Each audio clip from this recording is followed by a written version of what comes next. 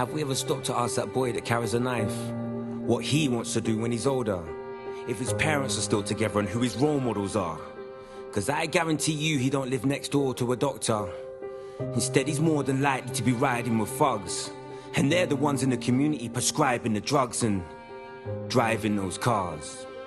And I wonder if, as a teenager, he's watching how the olders carry themselves and it's learned behavior. I wonder if by the age of 12 he never had a father, and why? At the age of 13 he had his first balaclava. Was he ever scared? Is it that mum don't care, or is it just that she was never there? Maybe she's out trying to provide for the family, and by the time she gets back she feels tired and angry. Are the arguments at home, is there a lack of affection? Are the boys outside offering you protection? From the youths up the road in a different postcode, the reason why you always go the long way home. So the olders on the block become your bigger brothers. Now it's almost as if you're related to each other. Gang related. Now we got a council estate kid filled with hatred who needs to be initiated before he's fully affiliated. Is that environment just making him numb? Does he have a choice, or is it safety in numbers? Cause they're not meant to be your mentors. That's what we need grown men for. To lead by example and to nurture ambition. To teach discipline, to understand and to listen. And I apologize for generalizing, for coming across like I'm stereotyping. But we all need to know we are marginalizing a whole generation when we criminalize them.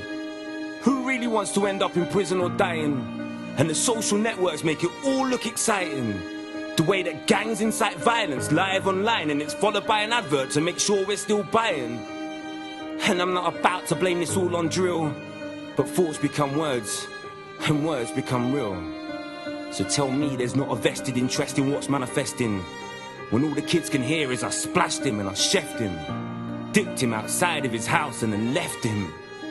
For his mum to find him?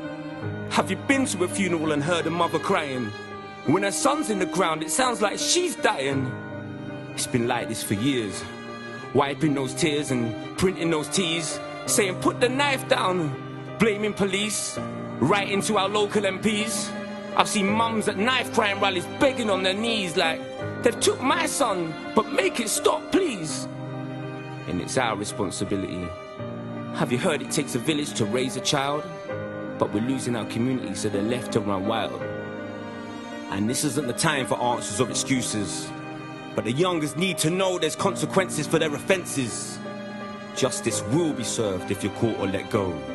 Because when you take a life, you forfeit your own.